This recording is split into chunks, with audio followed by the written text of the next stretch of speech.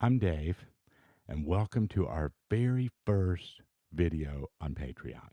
Okay, if you're here right now, you're in there, man. You're you're in an exclusive community right now because this thing just got started today. All right. So we're still working out some of the stuff. We've got some stuff that's temped in where we'll put like, more welcoming things and stuff up later. And we have to see like, exactly how it's going to work, whether some of the videos can be embedded or whether they all get sent to like an unlisted version of a YouTube video where you don't have to watch ads or anything. You all are the only ones that can see them. Is why there's no ad revenue on them, right? So many of you probably know better than I do how all of this works because a lot of you have been telling me you got to do this, man. It's the next step for you, and I just really appreciate the support. And I suspect that many of you that I'll see here um, will have already contributed in the past, from the other side and stuff or whatever. Or maybe I work with you one on one. So but I just thanks to everybody, and we'll see what happens. So today we're gonna kick this whole thing off with one of my favorite kind of jams.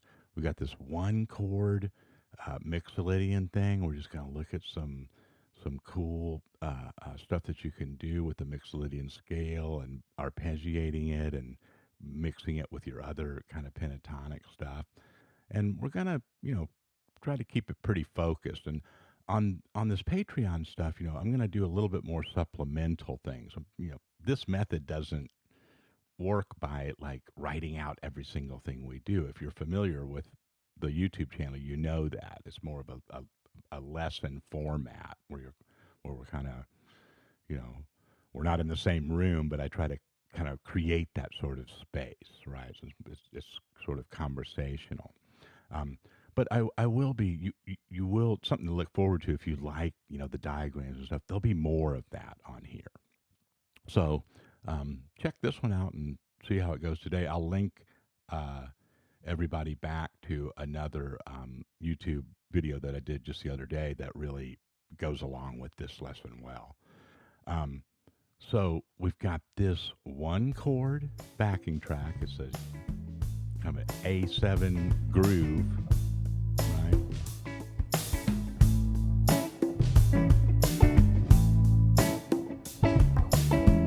Just warm up on that.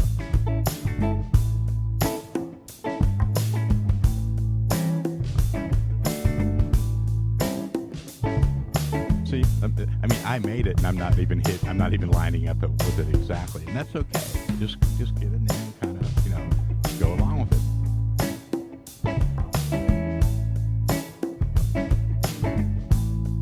Okay, then I'd say warm up a little bit just on A Mixolydian, okay? And I'm going to mix, like I did in that demo intro, I'm going to mix a little bit of, blues scale type stuff and pentatonic stuff in there with it.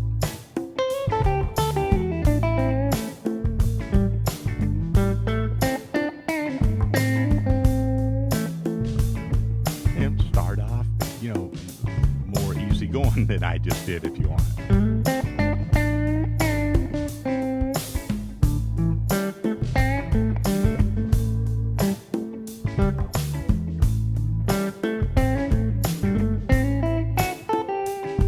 There's that flat 7 for the Mixolydian.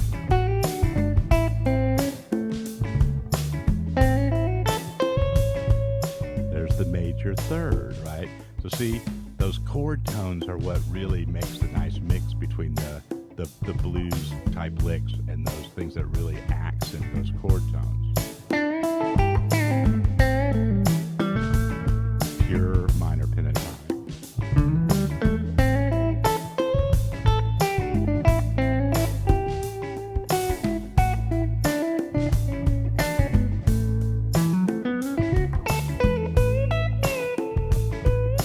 Right? There's a little major pentatonic.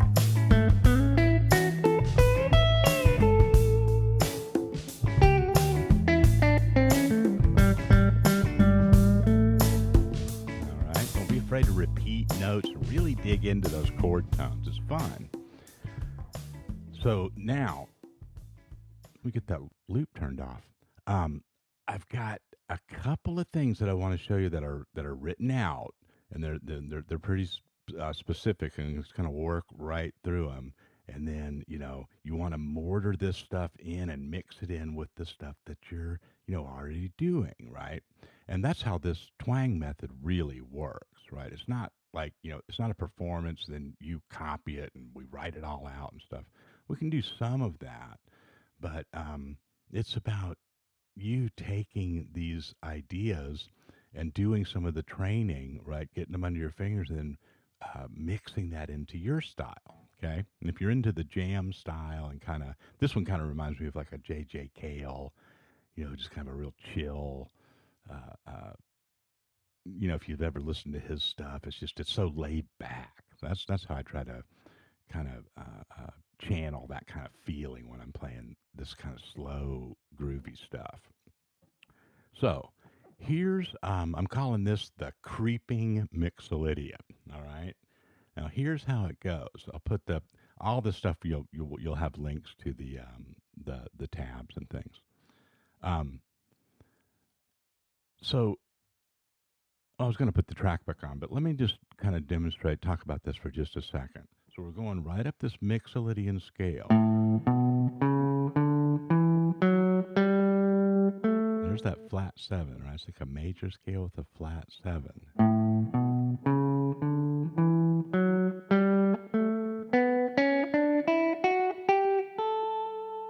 Okay.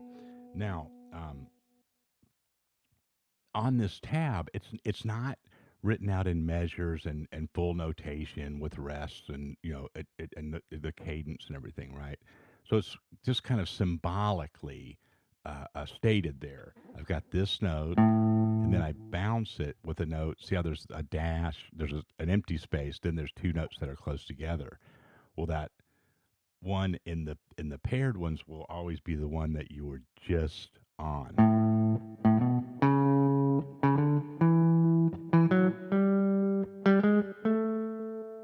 Okay, I'm really exaggerating that, but it sounds cool like that. And watch how it just feels like you're climbing, creeping up that groove. Doesn't really matter where you start in here, just start on the down.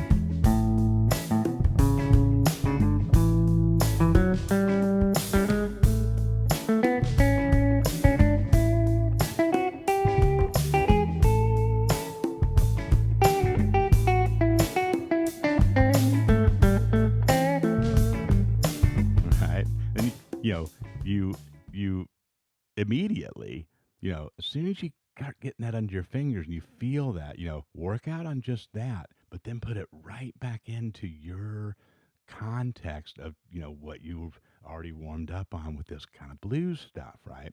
You get the best of both worlds. You get a real nice, interesting interplay going on with that.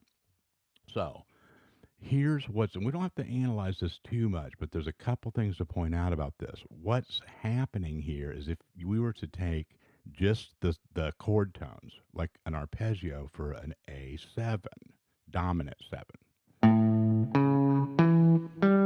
we'd have a root, major third, fifth, flat 7, right? So what's happening here is the way that creeping groove goes when you bounce it like that.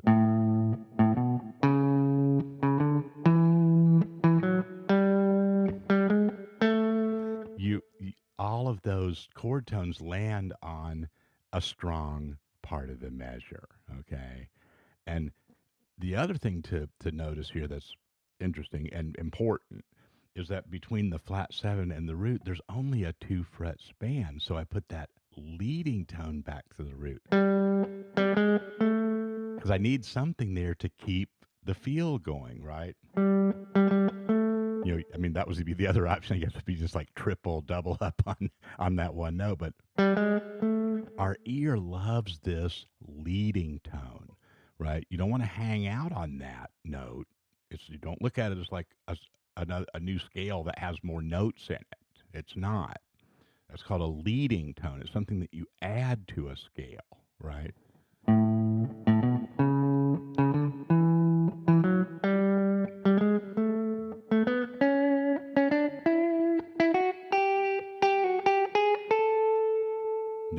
There I did a little bit of a almost like a morning dew thing, if you're familiar with that. Grateful Dead, right?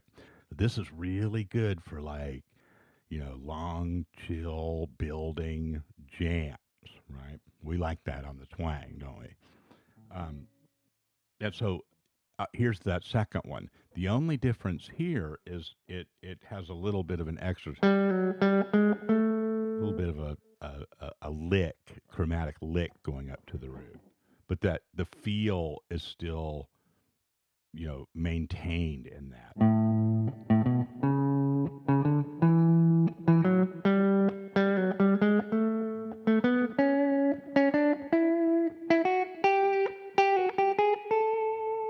So yeah, the tension and just when you get to that, it's just it's just a really easy and cool and nice feeling method that one is. So let's do a little bit of kind of just mortaring that in. I did it up here in the intro.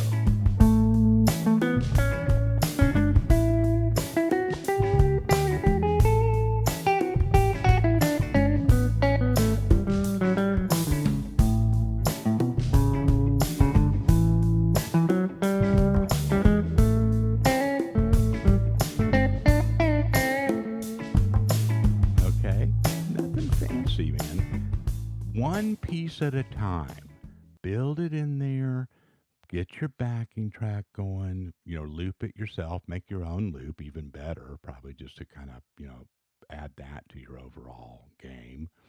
But use these loops as well, and you know, relax. And just stay with it. And when you feel it, you'll know it. When it happens, you will absolutely know it. All right. Now, there's one other thing that I did in that demo at the beginning that I went ahead and tabbed out for you, and I like it. I think it's really cool, and I did it up to speed, of course. But you could do it at different speeds, and you could take parts of this and use it.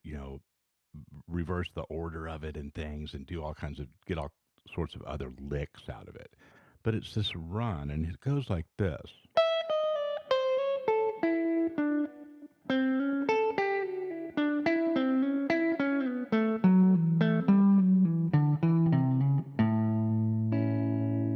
Kind of looks like a lot at first, but the second half of it's a slightly different variation of like the top octave of it. And once you get it going, you'll get it. So and you'll have the tab to work off of. So this one has some chromatic stuff. Is coming down from the fifth, and then it kind of goes up to that major third.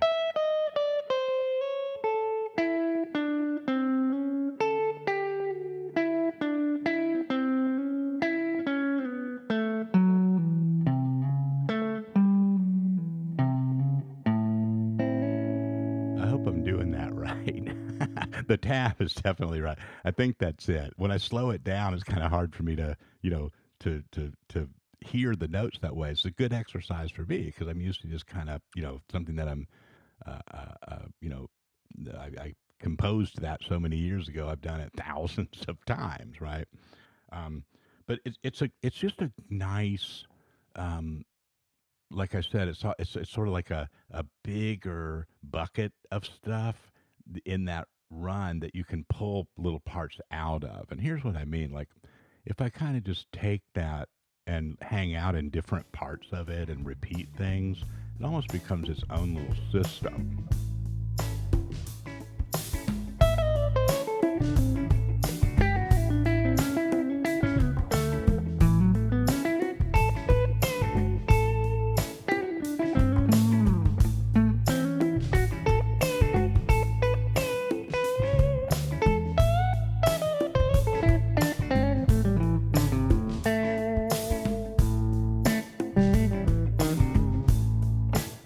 All right.